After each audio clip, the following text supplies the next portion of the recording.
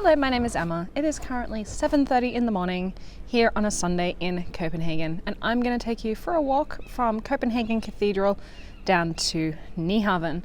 So as we walk along, I will be providing an audio commentary about the history of the buildings, little points of interest here in Copenhagen, and I'll also be showing you some photos from what Copenhagen used to look like as well.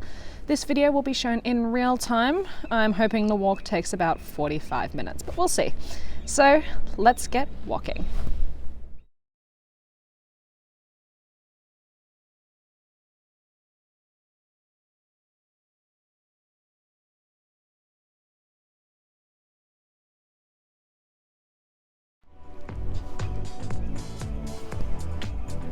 Welcome to Copenhagen. Here we are in Borsen, which is the square for the Copenhagen Cathedral we can now see to the right. This area that we are beginning the tour in is the Latin Quarter, because up until the Reformation, the main language spoken here was Latin. That is because the University of Copenhagen is in this area.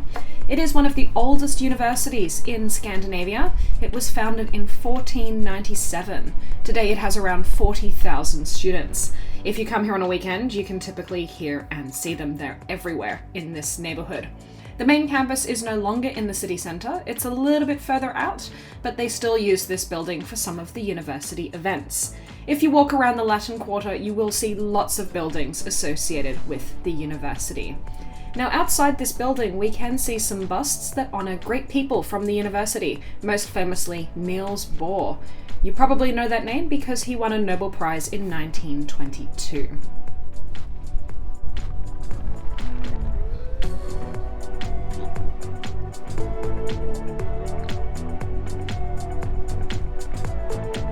Here is Copenhagen Cathedral. The current building is from 1807 after a fire ravaged the area and destroyed the previous church. The type of building is neoclassical because during the Golden Age in the 1800s, Copenhagen saw itself as something of a Nordic Athens. I will be honest with you though, I kind of prefer what the previous cathedral looked like.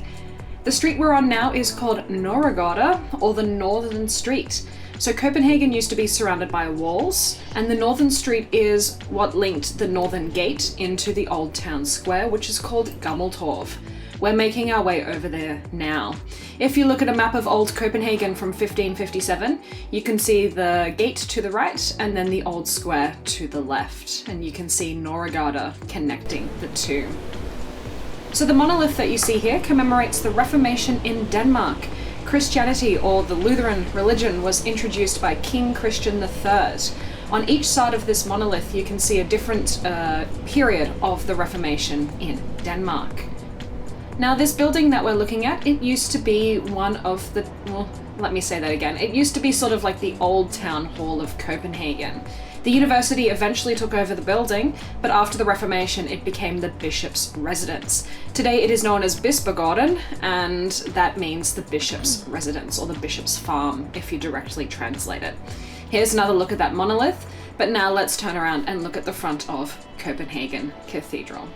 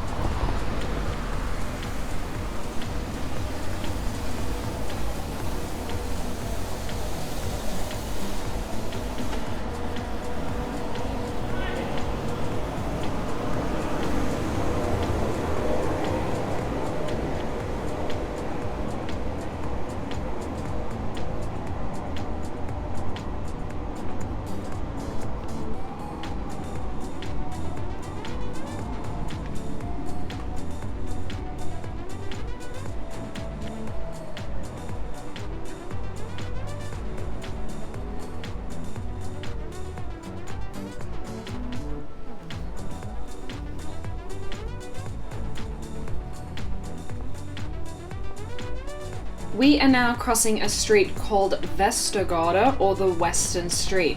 Kind of like Norrgade, this linked the western gate of the city into the Old Square.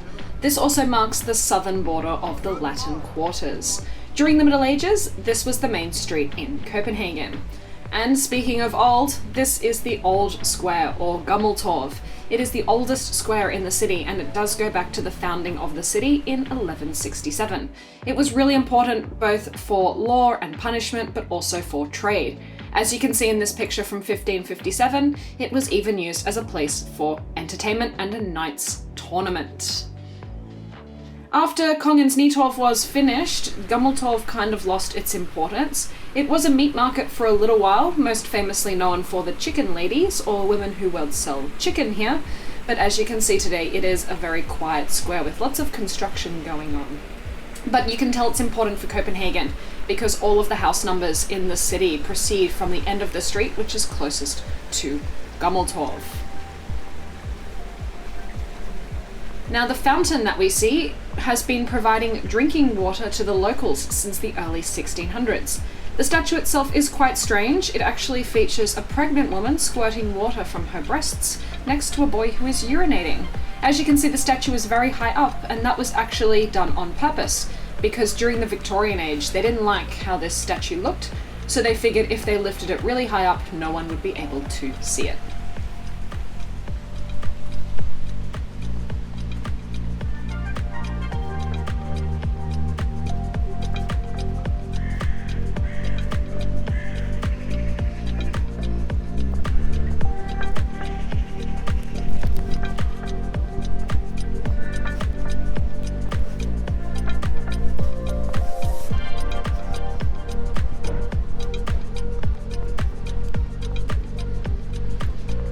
Now we are in Nytorv, which is the new square. It is an expansion of Gammeltorv, and you can see this is where they had a lot of crime, law, punishment. The big Greek-style building that we'll soon see is from the same time as the cathedral, so you know they really loved Greek architecture in the 1800s. On this site used to be where the city hall stood. It was destroyed by fire in 1795 and not rebuilt. This building, you can sort of see it to the front right, that is what the town hall used to look like. It had a prison and a wine cellar in the basement. I think it is a really beautiful building, and it's kind of a shame they didn't rebuild it. The current city hall is close to Tivoli Gardens. But here, let me turn around so now you can see the law courts, and there is text on the building that says, "With law shall man build the country." Now I'll walk you over to the place where we had sort of a place to shame people, as you did back then, and then we'll start to make our way towards Stroget, the pedestrian street.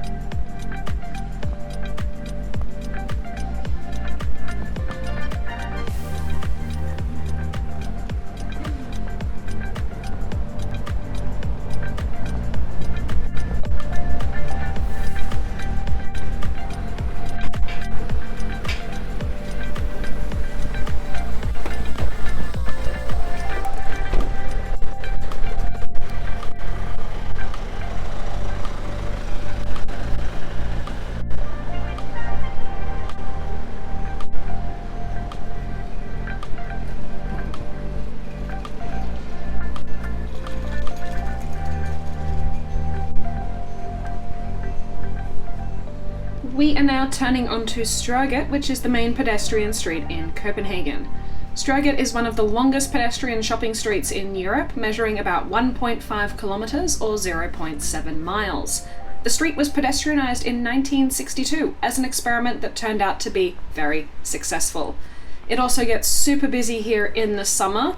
Every summer about 80,000 people cross here every single day. It's one of the reasons why I did this walk so early in the morning, just so we could see it without people.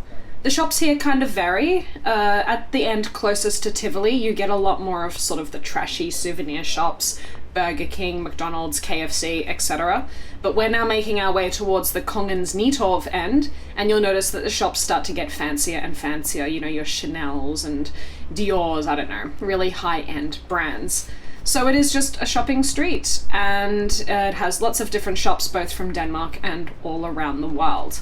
Anyway, let's make our way down Stroget, and soon we'll veer off to take a little scenic detour.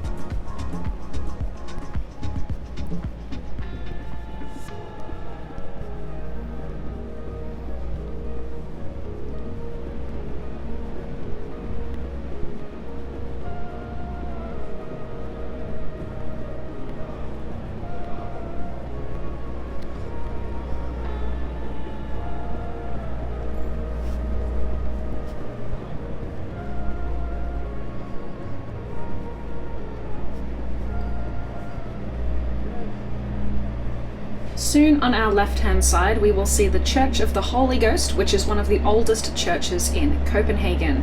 It was originally built as an abbey, but later became a hospital. Now it is a parish church.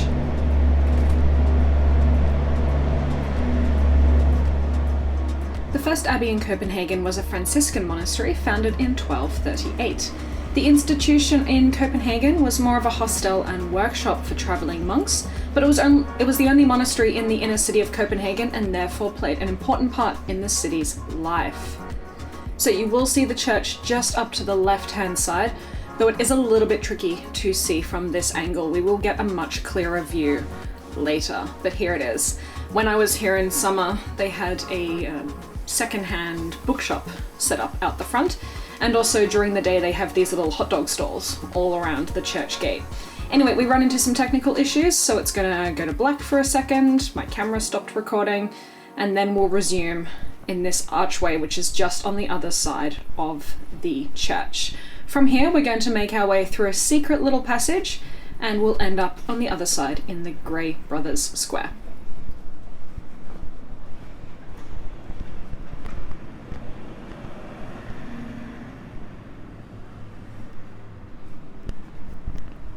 Welcome to the Gråbrodretorv, or the Gråbrodretorv Square in English. The name comes from a Franciscan monastery that used to stand here from the 13th century until the 16th century. The Greyfriars Monastery was founded in 1238, and it stood where the square is today. For hundreds of years, it was Copenhagen's only religious foundation. It became very rich with gifts and donations, and the building was also used for representative purposes. The Gråbrodretors lived very frugally and sacrificed all of their time to care for the old and the sick, as well as the poor. However, they were very rich, and the citizens of Copenhagen began to believe that the monks were living a life of luxury. 6 years before the Reformation, they were forced to leave. Most of the monastery was demolished, but some parts of it remain. For example, in the basement of the restaurant called Peter Ox, you can see a wall that used to be part of the monastery prison. because yes, the monks also had prison cells. Number 13 is also built on the remains of one of the walls. Houses 1 to 9, which are the red ones you see to the right, are really well preserved houses that were built shortly after the fire of 1728.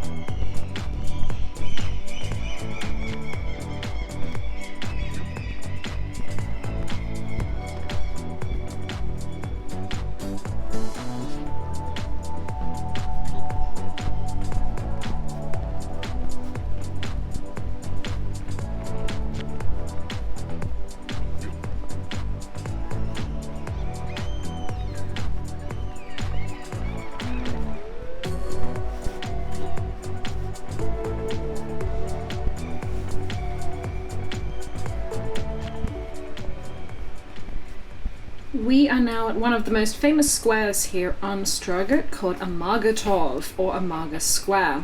The name comes from the fact that the farmers from the island of Amager brought their products here for sale.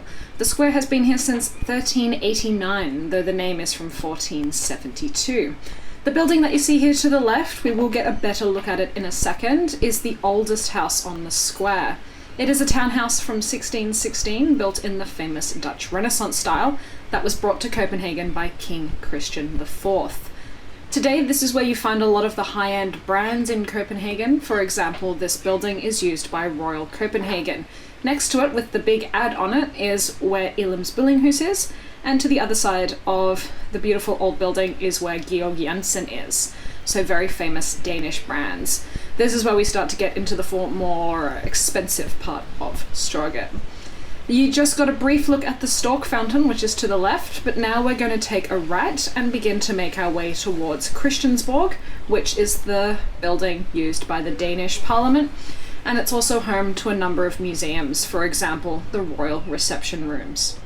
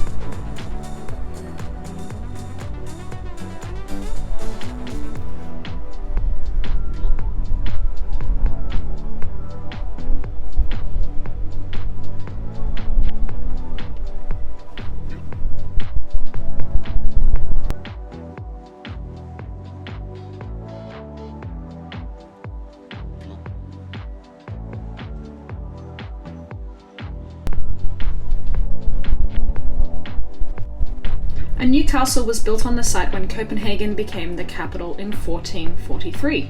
The castle stood until the 1700s, when it was considered to be too old for the current monarch. Because of that, it was torn down. Here is a picture of what the castle used to look like from the 1400s through to the mid-1700s.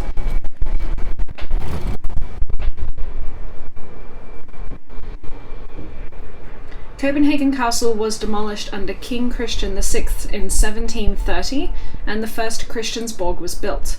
Christiansborg took the shape of a Rococo palace with a riding track and castle church. The castle cost over half a year's income for the entire kingdom, and it burnt down about 60 years after its completion. So a second Christiansborg was built, but it took some time because of the fire of Copenhagen in 1803. The second one incorporated parts of the original one, but the royal family didn't move back when it was completed. Instead, they took their permanent residence at Amalienborg, which is still the royal residence today. Here to the right, we can see the Royal Chapel, which is the only building remaining from the second Christiansborg palace.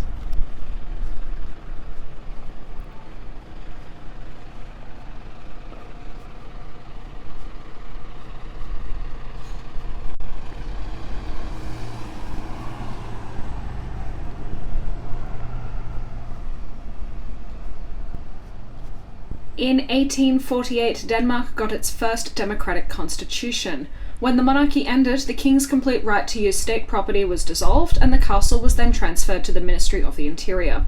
Christiansborg became property of the state, but the king had the right to use it.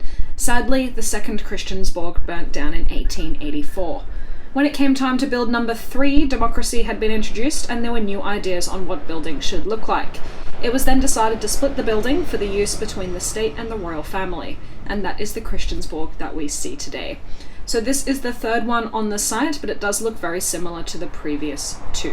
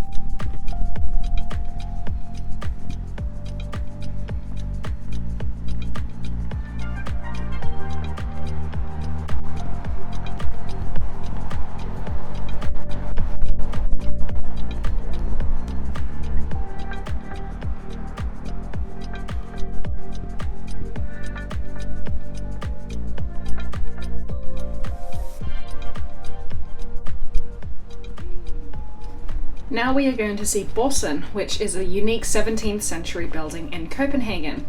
It was built during the reign of King Christian IV and is considered to be one of the finest examples of Dutch Renaissance architecture in Denmark.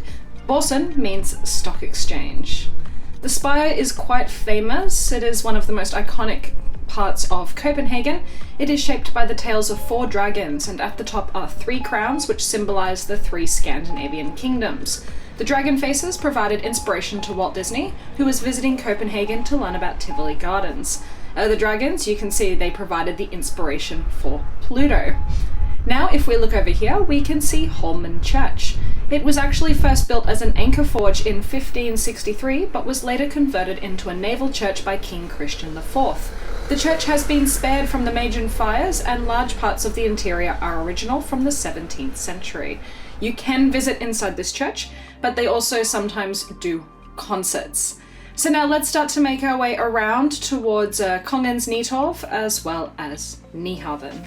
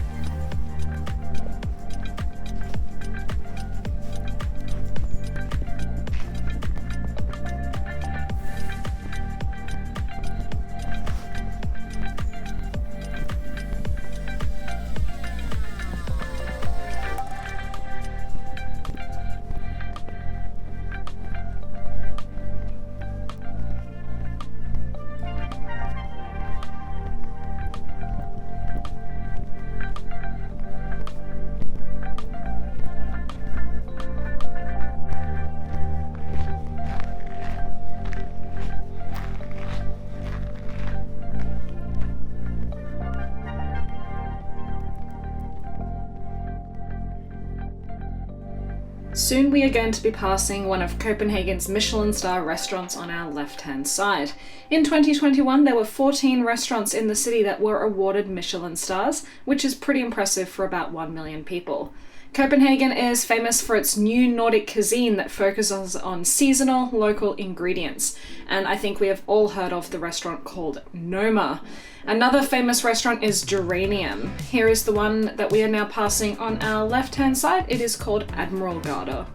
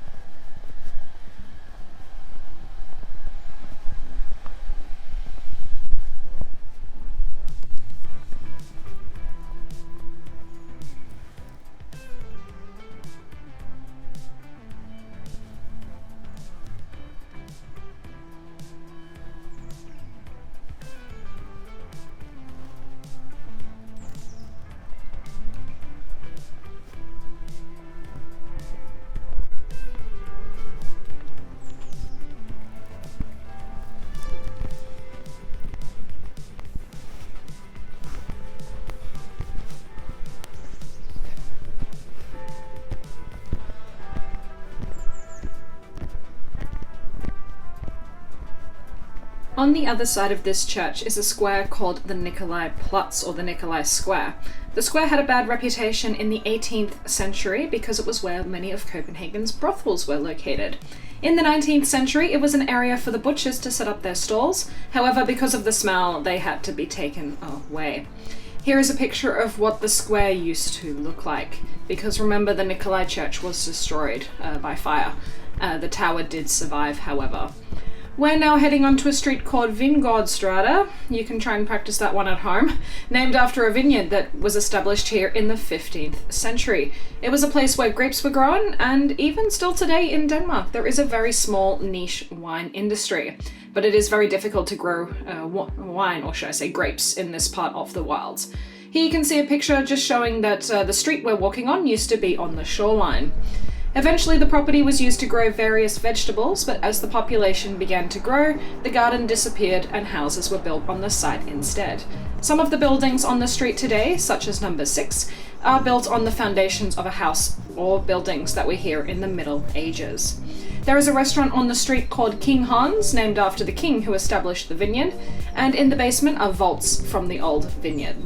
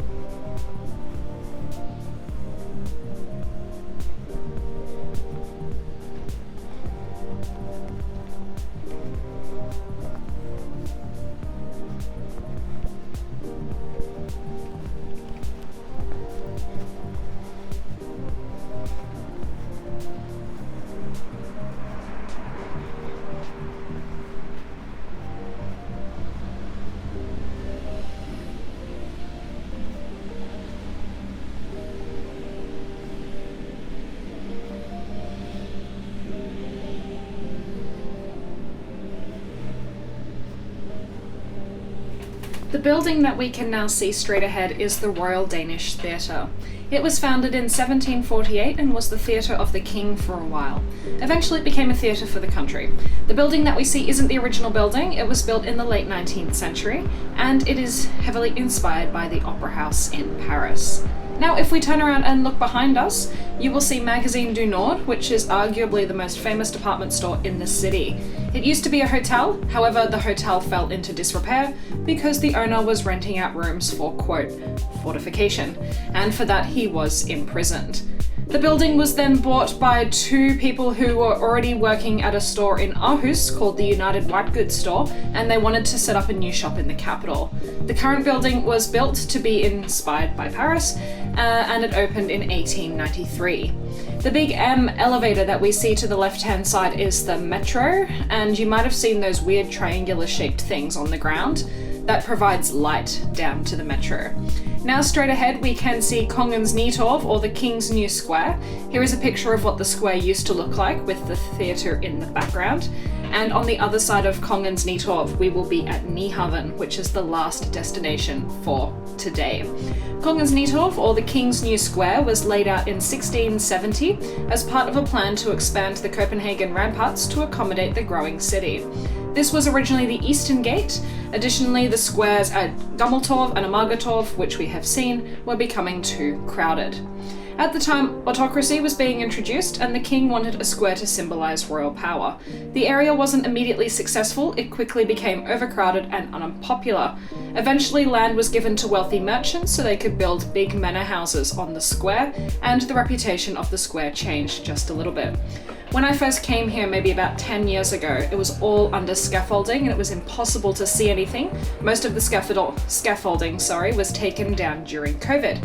They have just done a massive renovation because of the construction of the metro.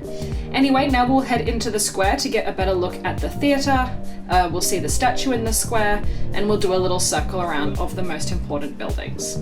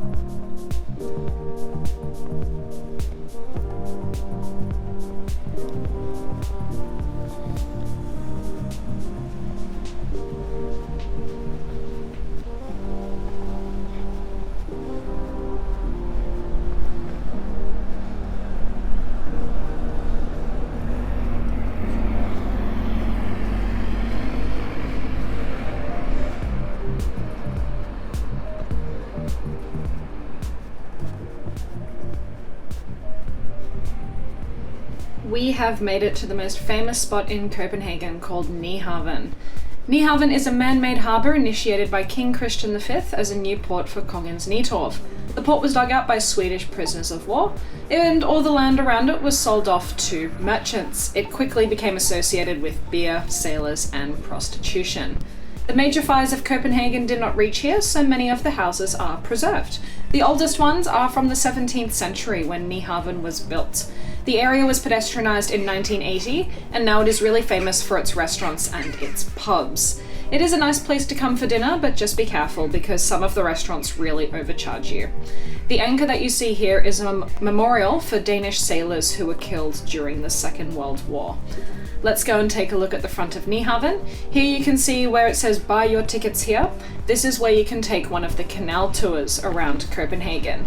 If you want to take it from somewhere that's a little bit quieter, I would recommend going to Christiansborg Palace because that's where the second pier for the canal tours is. Anyway, here's Nyhavn.